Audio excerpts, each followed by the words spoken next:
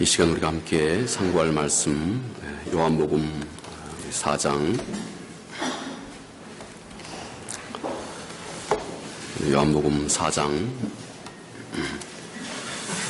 우리 6절 말씀과 우리 또 한 장을 넘기셔서 요한복음 4장 32절에서 34절 말씀까지 두 곳을 함께 읽도록 하시겠습니다. 먼저 요한복음 4장 6절 말씀과 요한복음 4장 32절부터 34절 말씀까지입니다.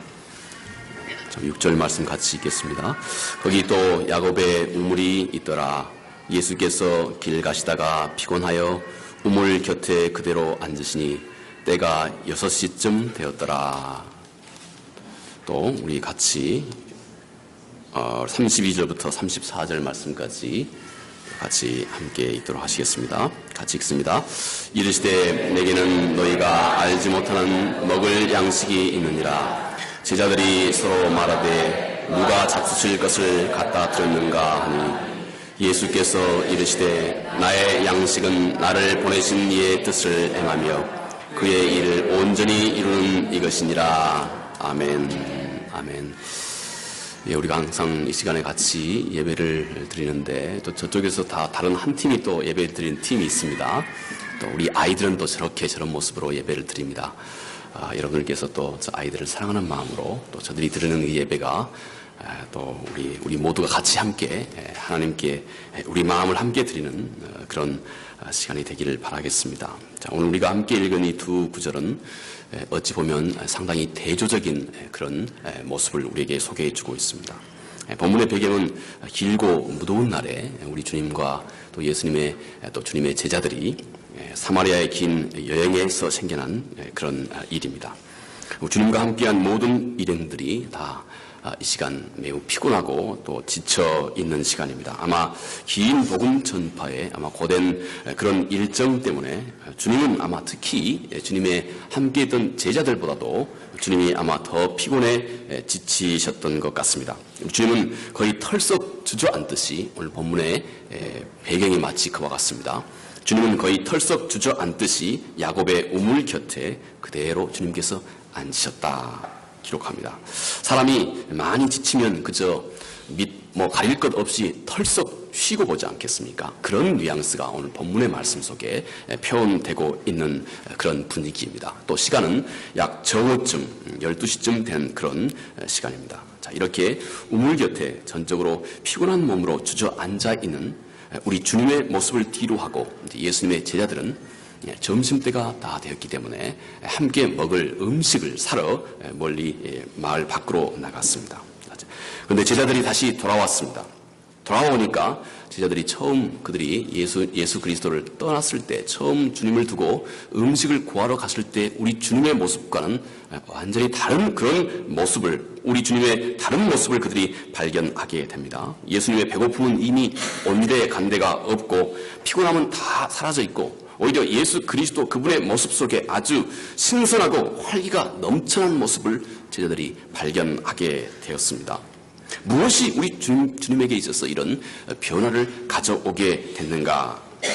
그것은 다름 아닌 우리 주님께서 곧 이 우물 곁에서 만났던 한 여인의 회개와 그리고 그 여인이 기뻐하는 모습 때문에 우리 주님께서 이런 전적인 다른 모습을 띠게 되었습니다. 그리고 주님은 이렇게 말씀합니다.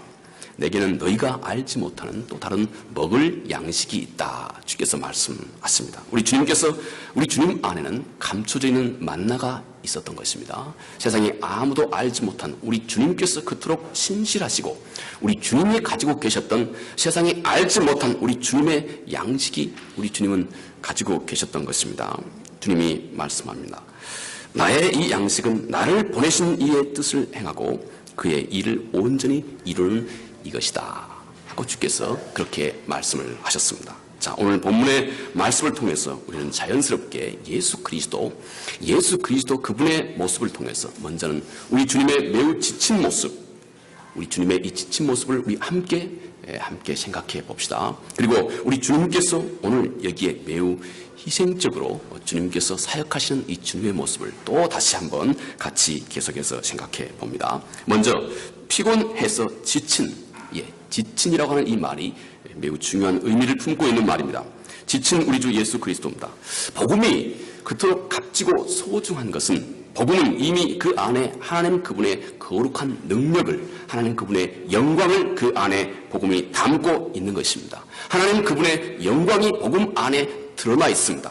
그 어떤 것도, 그 아무것도 해치지 못하고 그 아무것도 통제할 수 없는 복음의 살아있는 능력, 하나님 그분의 능력이 이 복음 속에 여실하게 드러나 있다고 사도 바울은 그렇게 말씀을 합니다. 때문에 그런 놀라운 복음의 능력 안에는 또 이 땅에 오신 우리 주 예수 그리스도, 그분의 이 땅에 사람의 몸을 입고 이 땅에 오신 우리 주 예수 그리스도의 지극히 약함이 또 이 복음 속에 동시에 드러나 있다 하고 성서는 우리에게 가르쳐 말합니다.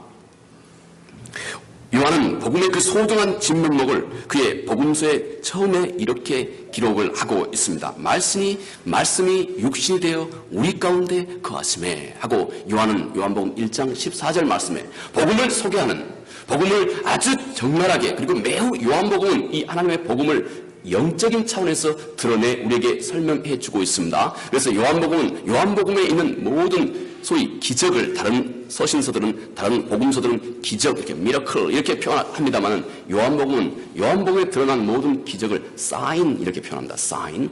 곧 그것 자체가 목적이 아니라 이것이 뭔가 그 안에 영적인 의미를 담고 있다 하는 것을 이 요한복음은 우리에게 드러내 주는 것입니다. 요한복음은 매우 통찰력이 있는 복음이기 때문에 우리 교부들은 요한복음을 독수리복음, 이렇게 독수리처럼 매우 뚜렷한 영적인 통찰력이 풍성하다 해서 요한복음을 그렇게 그리고 있습니다. 자, 요한이 가장 먼저 복음을 소개하는 방법, 먼저 하나님 그분의 영광을 이 땅에 드러내시는 이 복음의 진면목을 설명할 뿐만 아니라 동시에 요한은 우리 주 예수 그리스도 그분의 지극히 연약함을 이 복음 속에 동시에 담고 있는 것을 요한이 표현해 주고 있습니다. 그래서 요한은 요한복음 1장 첫 장에서부터 말씀이 육신이 되어서 우리 가운데 거하셨다, 이렇게 말씀을 하고 있는 것입니다. 전능하신 그 하나님이 우리와 같은 그토록 보잘것없는 육신의 몸으로 이 땅에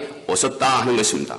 요한은 또 동시에 우리 주님께서 십자가 위에서 주께서 그렇게 고통하며 힘들고 어려워했던 우리 주님의 고백도 요한은 적나라하게 그렇게 다 드러내 표현하고 있습니다. 내가 목마르다 하는 이 표현들을 요한은 그대로 드러내주고 있는 것입니다. 요한은 이렇게 하나님의 전지전능하심을 이 복음 속에 담고 있음과 동시에 이 땅에 우리 주님께서 육신의 몸을 입고 이 땅에 우리와 똑같은 육신의 몸을 입고 이 땅에 오신 그 육신의 연약함을 요한은 그대로 복음 속에 노출시켜주고 있다 하는 것입니다. 오늘 본문의 배경이 그와 같습니다. 한 여인, 그것도 사마리아 여인에게 우리 주님께서 털썩 그 우물가에 주저앉으셔서 이 여인에게 물을 좀 달라, 내가 목마르니 좀 물을 좀 달라, 이렇게 표현하고 있습니다. 아마 이 사마리아 이 여인들은 당시의 그 시대 풍조에 따라서 아주 좀 거만했던 유대인들, 감히 이 유대인들이 사마리아 여인에게 물을 달라, 어찌 그럴 수 있느냐 하는 것을 그렇게 비꼬아서 약간 유대인인 당신이 어찌 사마리아 여인인 나에게 물을 달라 하느냐 하고 짜증 섞인 투로 이렇게 말을 하기도 하고 있는 분위기인 것입니다. 자, 가감없이 솔직하게 표현된 우리 주님의 그 약함은 바로 우리의 연약함에 온전하게 참여자가 되신 분이라고 하는 사실을 요한은 우리에게 드러내주고 있는 것입니다. 성경은 우리에게 바로 이 점을 드러내주고 있는 것입니다. 그분은 전지전능하신 바로 그분, 능력이 충만하신 전능하신 하나님이실 뿐만 아니라 내 약함을 빠짐없이 이해하고 내 약함을 빠짐없이 알고 있고 또 나의 한계와 약함이 이미 한계와 약함 속에 우리 주님께서 참여자가 되셨다 하는 이 사실을 우리에게 말씀해 주고 있는 것입니다. 우리의 공고함에 우리 주님께서 참여자가 되셨다. 여러분, 지금 우리는 우리 삶에 어떤 권고함이 있습니까? 우리가 이 땅에 살아있는 한 우리는 모두가 다 다른 사람에게 드러낼 수 없는, 내가 다른 사람에게 공식적으로 표현할 수 없는 우리 모두의 약함과 권고함이 우리 모두가 다 가지고 있습니다. 그런데 요한은 우리 주님의 그 연약함, 육신으로 오신 우리 주님의 이 모습을 그대로 드러내심으로 우리 주님께서는 우리의 모든 약함에 참여자가 되신다 하는 이 사실, 우리의 권고함에, 지금도 우리 주님은 우리의 권고함에 참여자가 되신다 하는 이 사실을 요한은 그의 복음 속에서 드러내고 있는 것입니다. 나의 약함에 대한 우리 주님의 막힘없는 그 공감, 다시 말해서 나의 약함에 주님이 이미 온전한 참여자가 되셨다, 이렇게 전하고 있는 바로 이것과 동시에 우리 주님의 약함을 드러내주심으로 주님의 또 다른 놀라운 능력을 또 여기에 드러내주고 계시는 것입니다. 자, 만약 우리 주님이 수고하고 무거운 짐을 져본 적이 전혀 없으시다면 어떻게 우리 주님께서 우리의 진정한 구원자가 되시겠습니까? 어떻게 우리의 권고와 고난을 주님께서 아시고 우리에게 수고하고 무거운 짐진 자들아 다 내게로 오라, 내가 너희를 쉬게 하겠다 하고 주님께서 어떻게 말씀하실 수가 있겠습니까?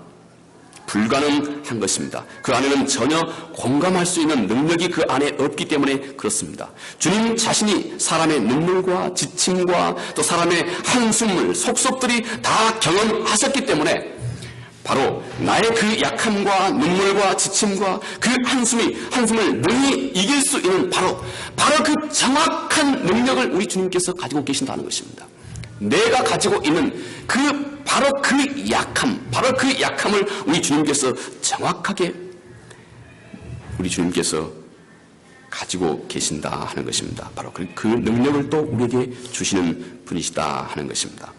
성육신하신 이 땅에 육신의 몸을 입고 이 땅에 오신 우리 주 예수 그리스도 그분 안에 드러난 것은 참으로 신비 그 자체입니다.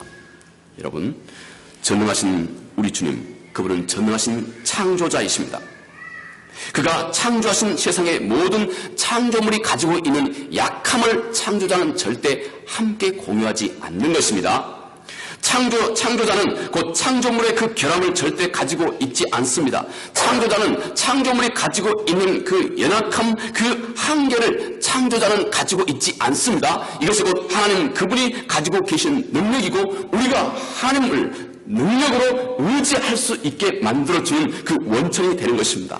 그런데 이 성육신 하신 우리 주 예수 그리스도 안에 드러나신 그 하나님의 역사, 이것은 곧 동시에 우리의 구원자가 되신다 하는 것입니다. 창조주이신 그분, 그리고 그가 창조한 모든 피조물의 연약함, 이것을 절대 가지고 있지 않는 능력의 원천 되신 창조자이신 그분, 그런데 그분은 동시에 우리의 구원자가 되신다 하는 것입니다. 우리의 구원자이신 우리 주님은 완전하게 우리의 약함과 우리의 한계와 우리의 아픔에 참여하신 분입니다. 그러므로 우리 주님은 우리에게 진정한 위로가 되시는 것입니다. 여러분, 창조자이신 이 전능하신 하나님과 그 피조물의 어떤 연약함도 가지고 있지 않으신 그 전능하신 하나님과 그리고 동시에 우리의 구원자로 이 땅에 오신 그 피조물이 가지고 있는, 우리가 가지고 있는 모든 연약함을 속속들이 알고 계시고 함께 참여자가 되시는 우리의 구원자, 이 둘은 함께 어우러질 수가 없는 것입니다. 최소한 우리 사람의 논리로는 이 둘이 함께 어우러질 수가 없는 것입니다. 그런데 그 신비가 성육신하신 이 땅에 육신의 몸을 입고 오신 전능하신 아버지 하나님 앞에, 우리 주님 앞에 드러나 있는 모습입니다. 또 이것은 우리 주님의 십자가에서도 똑같습니다. 우리 주님의 십자가에서는 하나님 그분의 공의가 모든 사람의 죄에 대해서는 단 하나도 온전하게 그냥 넘어갈 수 없는 그 하나님의 온전하신 공의가 십자가 위에서 드러났습니다.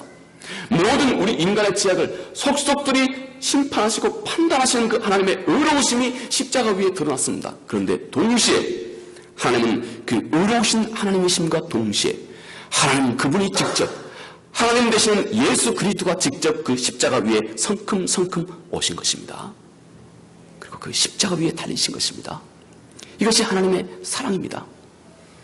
하나님의 사랑과 하나님의 공의, 어찌 이것이 함께 어우러질 수가 있겠습니까? 이 둘은 함께 사람의 논리로는, 사람의 이성적인 논리로는 함께 어우러질 수가 없는 것입니다. 죄인을 온전하게 정죄하시는 이 하나님의 의로움과 한없이 죄인을 용서하시는 이 하나님의 사랑이 어찌 함께 어우러질 수 있겠습니까? 그런데 이 십자가의 신비가 바로 그것입니다.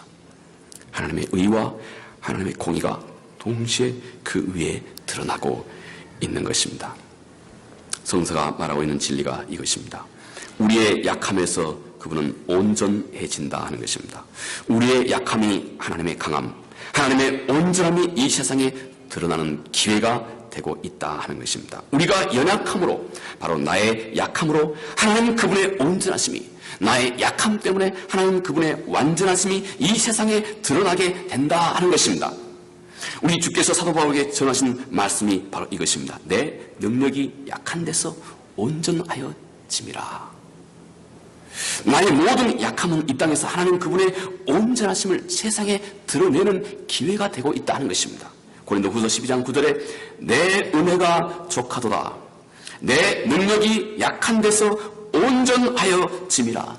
여기 우리 주님께서 말씀하신 말씀입니다. 내 능력이, 이 말은 곧 우리 주님의 능력이 그 말입니다. 우리 주님의 능력이 곧 약한 데서 온전하여 짐이라, 이렇게 말하고 있는 것입니다. 여러분, 능력이 약한 데서 온전해진다 하는 이 말, 여러분 이 말 한번 깊이 생각해 보셨습니까? 제가 몇 주 전에도 한번 잠깐 소개한 적이 있습니다만, 우리 주님의 예수 그리스도의 십자가에 대해서 아주 잘 설명하고 있는 이 W.H. 반스톤이 말하고 있는 것처럼, 우리 주님께서 십자가에 드러내신 우리 주님의 사랑은, 그분의 말로는 no limitation, 곧 한계가 없다는 것입니다.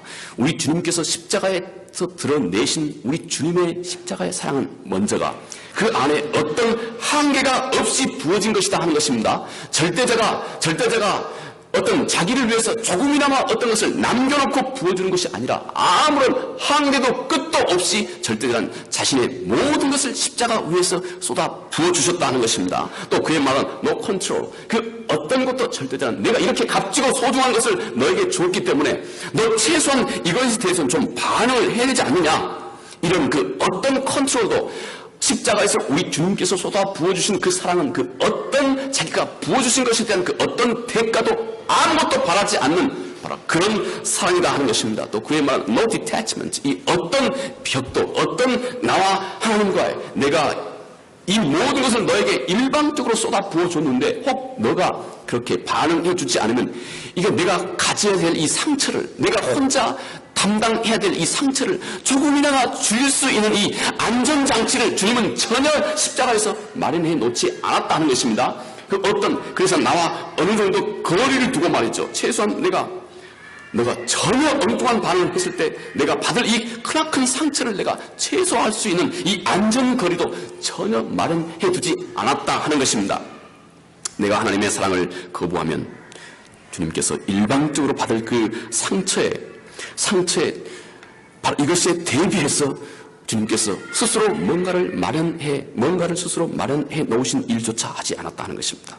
하나님의 사랑은 십자가를 배신하는 자들을 대비해서 아무런 안전장치도 없이 일방적으로 부어진 것입니다.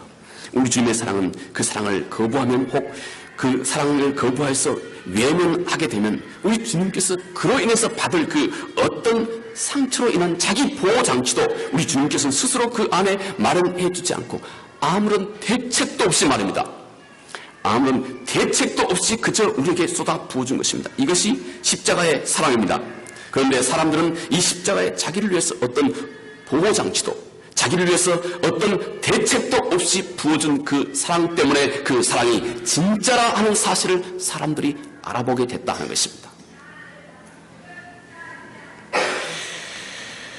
십자가의 그 대책 없는 것 때문에 참 사랑이 이 세상에 드러났다 하는 것입니다. 십자가의 그 대책 없는 것 때문에 그 사랑이 참 사랑인 것을 세상이 알아보게 됐다 하는 것입니다. 십자가의 그 대책 없음, 이것 때문에 그토록 불완전하고 모든 것 자기를 위해서 아무런 안전장치나 대책도 없이 그냥 일방적으로 쏟아 부어주신 그 대책 없는 사랑 때문에, 그런데 역설적이게 세상이 그 사랑을 알아보게 됐다는 것입니다. 세상이 그 사랑에 반응하기 시작했다 하는 것입니다. 세상이 그 사랑 앞에 감동하기 시작했다 하는 것입니다. 세상이 그 사랑 앞에서 변화하기 시작했다는 것입니다. 그토록 불완전한 것이 그토록 완전한 것을 드러내 주셨다 하는 것입니다. 그토록 불완전한 것이 자기 자신을 위해서 그 어떤 것도 대책을 마련해 두지 않고 일방적으로 쏟아 부어주신 그토록 어쩌면 사람의 눈으로 봤을 때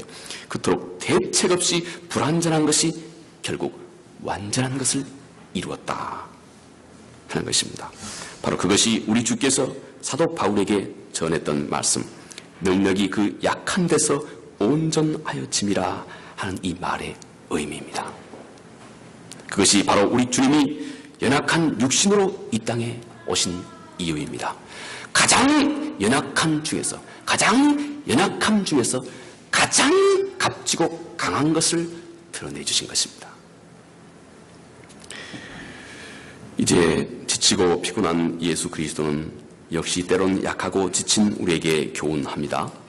우리는 절대 우리가 지극히 편하고 무엇이든지 다 할 수 있고 모든 요건이 다 구비된 바로 그런 상황에서 우리는 믿음의 경주를 튼튼하고 씩씩하고 성공적으로 갈 수 있다는 생각을 버리라 하는 것입니다. 온전함은 약함에서 비로소 완성되기 때문에 그렇습니다.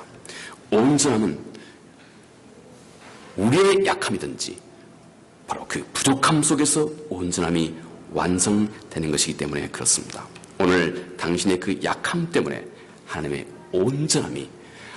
온전함과 당신의 삶이 잇대어 있게 되었습니다.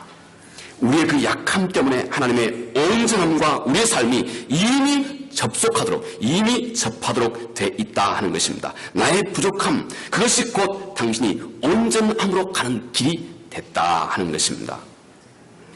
두 번째로 희생적인 우리 주 예수 그리스도를 우리가 함께 생각해 봅니다. 우리는 쉽게 주님의 마음 가장 깊은 곳에 과연 무엇이 있었을까? 우리는 쉽게 다 알 수는 없을 것입니다. 그런데 오늘 본문은 우리 주님의 마음속에 과연 무엇이 들어있었던지를 우리에게 전해주고 있는 것입니다. 요한복음 4장 32절 이하에 이르시되 내게는 너희가 알지 못하는 먹을 양식이 있느니라. 제자들이 서로 말하되 누가 잡수실 것을 갖다 드렸지 않았나 했습니다. 그런데 34절에 예수께서 이르시되 나의 양식은 나를 보내신 이의 뜻을 행하며 그의 일을 온전히 이루는 이것이니라. 주께서 말씀했습니다. 자, 이제 우리가 알게 됐습니다. 우리 주님 자신의 삶의 최고의 목표가 곧 하나님께서 그에게 맡기신 하나님 아버지의 뜻을 행하는 것이었다 하는 것입니다. 이것을 우리 주님께서는 양식이라고 말씀했습니다. 양식은 그 음식입니다. 음식. 여러분, 음식이 뭡니까? 우리 안에 우리 육체, 우리 삶의 생기를 다시 회복시켜주는 것 아닙니까? 이것이 음식입니다. 곧 예수 그리스도의 삶의 생명력을 다시 회복시켜주는 것이라 하는 것입니다. 하나님의 뜻을 행하는 것이 말입니다. 또 우리가 음식을 먹지 않으면 결국 죽게 되지 않습니까? 곧 우리가 결국 죽는 것을 막아주는 그 힘, 이것이 곧 예수 그리스도, 그분이 하나님의 뜻을 행하는 것이었다 하는 것입니다. 여러분, 그것이 없으면 죽는 것, 그처럼 구체적이고 그처럼 실체적으로 우리 주님께서는 하나님의 뜻을 이루는 바로 그 일이 우리 주님의 삶의 마음 중심에 거하였던 우리 주님의 삶의 실체가 되고 있었던 것입니다. 요한복음 6장 38절 39절에 이렇게 말씀합니다. 내가 하늘에서 내려온 것은 내 뜻을 행하려 함이 아니요 나를 보내신 이의 뜻을 행하려 함이니라. 나를 보내신 이의 뜻은 내게 주신 자 중에 내가 하나도 잃어버리지 아니하고 마지막 날에 다시 살리는 이것이니라 말씀하십니다. 하나님이 주신 뜻, 곧 하나님이 주신 단 한 명의 생명이라도 우리 주님은 바로 그것을 버리지 않고 실패하지 않고 마지막 날에 다시 살리게 되는 것, 이것이 곧 아버지의 뜻이고 이것이 곧 우리 주님 마음 중심의 한순간도 잃어버리지 않고 그 주님의 마음 중심을 그의 주님의 삶의 모든 동기와 행동에 살아있는 동력이 됐다 하는 것입니다. 우리 주님의 삶의 목표가 됐다 하는 것입니다. 주님의 이 말씀은 지금 우리 주님의 마음 가장 깊숙한 곳에서 주님의 삶에, 주님의 사역에, 주님의 행동에 모든 것의 원천이 동기가 되고 있었던 것입니다. 주님의 그 마음 자체였습니다. 주님의 양식이었다고 말씀하십니다. 바로 이것이 우리 주님이 주님 되게 하셨던 그의 삶과 모든 행동의 동기가 되었습니다. 여러분, 이것이 우리 삶에 참으로 중요한, 우리 삶에게도 참으로 중요한 삶의 비결입니다. 만약 우리 삶이 주님처럼 그토록 거룩하고 우리 삶이 주님처럼 그토록 힘있고 아름답고 능력있고 우리 주님처럼 그토록 의미심장하고 우리 주님처럼 우리 삶이 그토록 참으로 지혜로우려면 우리 삶을 움직이는 동기가 곧 예수 그리스도 그분의 동기와 일치하면 됩니다.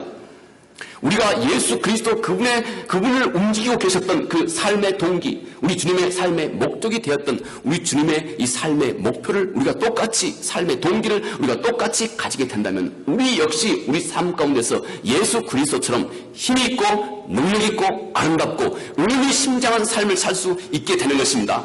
여러분, 예수 그리스도는 왜 모든 삶 가운데서 항상 가장 바른 판단을 하셨고 모든 삶 가운데 예수 그리스도는 항상 정확한 판단을 할 수 있었을까요?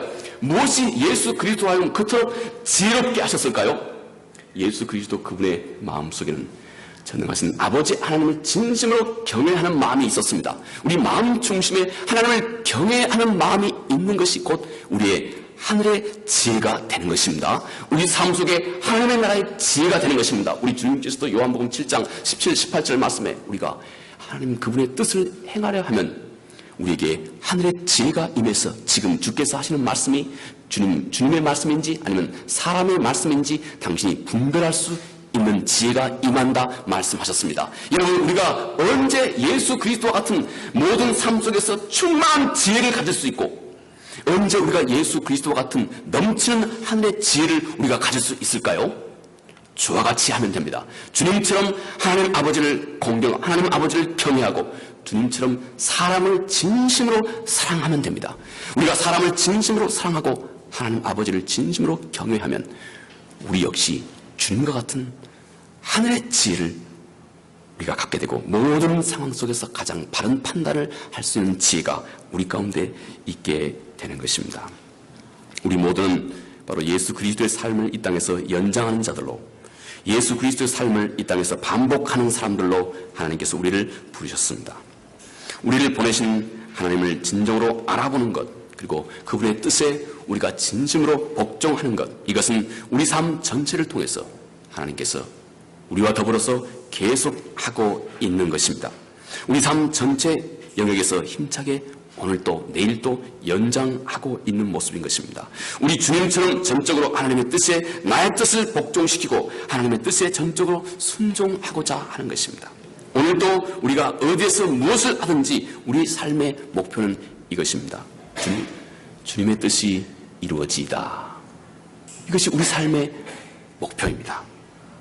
우리의 삶의 모든 것을 아무리 그것이 작고 아무리 사소하고 우리 삶에서 내가 경험하고 있는 일들이 아무리 부족한 것이라 할지라도 이것을 통해서 내가 하나님 그분의 뜻을 이루고 이것을 통해서 내가 하나님을 기쁘시게 하겠다, 기쁘시게 하고자 하는 이 마음을 품고 있으면 우리 삶의 모든 영역에서 그 어떤 불평이나 걱정이나 실증이나 우리 삶의 어떤 일도 의미 없는 일이 되지 않게 되는 것입니다. 이 일을 통해서 하나님을 기쁘시게 하고자 하는 그 동기로 우리가 모든 우리의 삶을 대하기 시작할 때 우리의 마음의 눈이 열리는 것입니다.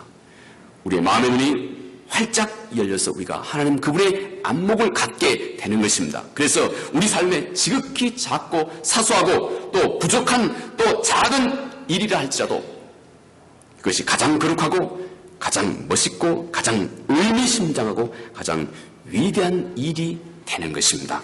모든 것이 바로 우리가 이것이 우리 주님을 어쩌면 이 일을 통해서 기쁘시게 할까 하는 이 뜻을 품음과 동시에 모든 것이 우리 삶 속에서 의미를 갖기 시작합니다. 아무리 진부한 일이라 할지라도 그것이 우리 삶 가운데 큰 의미를 갖기 시작하는 것입니다. 내 삶에 내 마음의 양식이 되기 시작하는 것입니다. 내게 생기를 불러일으키는 일이 되는 것입니다. 말튼 루터의 표현에 의하면 내가 지극히 사소한 일, 혹 여러분이 집에서 접시를 닦는 이 일이라 할지라도 이것이 의미심장하여서 하나님 아버지 앞에 가장 큰 영광을 돌리는 일이 되는 것입니다.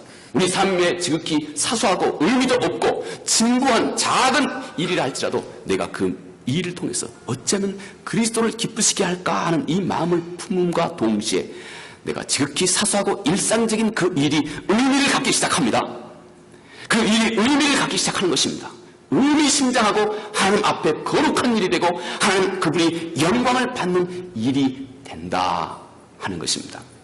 우리 주님께서 요한복음에서도 말씀하신 것 같이 우리 주님이 그 중심에 있을 때 별로 의미도 없는 맛도 없는 이 세상의 물이 우리 주님께서 그 중심에 서 있을 때 의미가 있고 맛을 내는 포도주로 변하게 된 것입니다. 이것이 곧 우리 마음 중심의 일상에서 모든 일은 똑같이 돼 모든 일은 똑같이 반복되되 그러나 우리가 우리 삶 속에서 그 의미를 다시 말해 삶의 동기를 새롭게 함과 동시에 이 일을 통해서 어찌하면 그리스도를 기쁘시게 할까 하는 이 마음을 품음과 동시에 우리의 삶은 지극히 작은 사소한 일에서부터 그 의미를 풍성하게 갖기 시작하는 것입니다. 하나님 그분의 은총 아래 우리 삶이 비추어지기 때문에 그렇습니다. 제가 오늘 아침에 이렇게 그림 한 장을 준비했습니다. 저는 어릴 때 그 시골에서 자랐습니다. 그래서 저희 집 앞에 넓은 개울이 있었습니다. 그래서 여기서 이제 그 여름이 되면 이게 장마가 져서 이렇게 개울이 장마가 이제 쳐서 그냥 이렇게 그 돌들이 깨끗해집니다. 넓어지고 말이죠. 돌들이 깨끗해집니다. 또 하루 이틀쯤 지나면 이게 넓은 이렇게 많은 물들이 좀 작아져서 한 이만큼 깊이쯤 이제 냇물이 되고 아주 맑고 깨끗한 물입니다. 그리고 가까운 것이 이런 비슷한 모습입니다. 여러분 한번 이 모습을 보십시오. 이 위에 마치 이 위에 물결이 이렇게 물결을 내면서 사소한 물결을 내면서 이렇게 그 안에 돌이 있으면 이렇게 물이 이 위를 넘어가면서 물이 자연스럽게 물결을 이제 흐르는 냇물이 만들지 않습니까? 그리고 이 물은 깨끗해졌습니다. 그런데 그 물결 아래에 있는 자갈들이 얼마나 반짝반짝 이렇게 예쁜지 모릅니다. 이렇게 이 자갈이 이렇게 예쁘고 빛나고 참 그 신비한 그 모양새를 드러내줍니다. 그런데 아마 여러분들 혹시 그런 경험이 있으신지 모르겠어요. 그 중에 자갈 하나를 손으로 떡 집어서 이렇게 떡 꺼내 보면 실망스럽습니다. 별로 그렇게 신비하지 않아요. 별로 신비하지 않습니다. 오히려 그냥 좀 이렇게 때도 그냥 여전히 좀 남아있고요. 별로 신비하지 않아요. 그런데 이걸 다시 그 물 위에 턱 넣어주면 그 위에서 비치는 햇볕과 그리고 적당한 이 물결이 함께 어우러져서 이렇게 신비한 모습을 드러내게 됩니다. 여러분, 우리 삶의 모습이 그와 같습니다. 여러분이 우리 일상 속에서 늘 반복하여 경험하고 있는 아이를 돌보고 또 학교 보내고 또 식구들에게 밥을 지어주고 우리가 일상 속에서 경험하는 그 많은 사소한 일들, 어찌 보면 별로 의미도 없는 것 같고 뜻도 없는 것 같고 별로 그냥 삶이 늘 진부하고 사소한 일일 뿐인 것입니다. 마치 이 돌 하나를 떡 개별적으로 꺼내 들어서 살펴보면 별로 의미도 없고 별로 멋도 없는 것 같습니다. 그런데 이것이 곧 그 위에 비추는 햇볕과 그리고 그 위에 적절한 물결이 만들어내는 그 물결 아래에 이것을 두기 시작하면 이 돌은 그때부터 신비한 광채를 띠기 시작하는 것입니다. 마치 지금 요한이 우리에게 표현하고 있는 것, 또 사도 바울이 우리 주님께서 사도 바울에게 표현하고 있는 말, 내 능력이 약한 데서 온전하여진다 하는 그 말의 의미가 바로 그것입니다. 우리 삶이 지극히 사소하고 보잘것 없는 것이라 할지라도 햇볕 되시는 하나님 그분이 만들어가고 계신 그 물결 아래에 우리의 삶을 두기 시작할 때 하나님 그분의 뜻 아래, 하나님 그분의 광채와 그분의 현존 아래 우리의 삶을 비추기 시작할 때 우리 삶은 지극히 사소하고 보잘것 없는 것이라 할지라도 바로 그것은 의미를 갖기 시작하고 참으로 의미심장하고 아름다운 일이 되기 시작하는 것입니다. 이것이 하나님께서 우리에게 베풀어 주신 모든 것입니다. 우리의 삶이 바로 이런 모습인 것입니다. 지극히 작고 보잘것 없는 것이라 해도 그것이 하나님의 은혜의 빛 안에서 전적으로 복종하기 시작할 때 그 모든 것들은 찬란한 빛을 비추기 시작하는 것입니다. 그 하나님 이 일 곧 우리의 삶에 지극히 약한 것도 이것이 하나님 그분의 은총의 빛 아래 비춰주기 시작하면 그 지극히 약한 것이 당신이 하나님을 참으로 실체적으로 만나는 기회가 되는 것입니다. 또 내 눈물이 내 약한 것이 당신이 하나님의 살아계신 하나님의 위로를 경험하는 기회가 또 되는 것입니다. 내가 가지고 있는 문제와 한계가 나를 믿음으로 인도해 주는 그 기회를 창조하고 있는 것입니다. 하물며 내 앞에 있는 그 유혹이, 내 앞에 있는 유혹조차도 이것으로 인해서 나를 연단해 주는 기회가 된다 하는 것입니다. 이것이 곧 C.S. 루이스가 표현했던 우리 인간의 욕망이라고 하는 이 카멜레온이 우리의 목을 감싸고 있는데, 이것을 내가 진정으로 천사 앞에서 진정으로 떼내기를 원했을 때, 이 나를 그토록 괴롭히는 이 욕망의 카멜레온이 내 앞에 떨어져서 유니콘으로, 찬란하고 힘있는 유니콘으로 변하는 것과 똑같이, 이것이 곧 우리 주님께서 사도 바울에게 말씀하셨던 내 약함이, 내 능력이 내 약함에서 온전하여진다 하는 말의 의미입니다. 이 은혜가 우리 모두에게 충만하기를 바라겠습니다. 기도하겠습니다. 은혜로우신 아버지 하나님, 감사합니다. 우리 주님께서 가지고 계시는 주님의 그 양식, 이것은 곧 하나님의 뜻을 행하는 것이라고 말씀했습니다. 아버지여, 우리의 삶 속에서 우리가 이제는 하나님의 뜻을, 하나님을 어쩌면 기쁘시게 할까 하는 마음을 품기 시작함과 동시에, 아버지여, 우리 삶의 지극히 사소한 일상도 그 안에 참으로 의미심장한 의미를 띠게 되고, 지극히 사소로운 이 일도 하나님 앞에 영광을 돌릴 수 있는 그 일로 변한다는 이 소중한 말씀이 이 한 날 한 주간 우리 삶을 새롭게 하는 동기가 될 수 있도록 은혜를 베풀어 주옵소서. 예수님 거룩하신 이름으로 기도합니다. 아멘.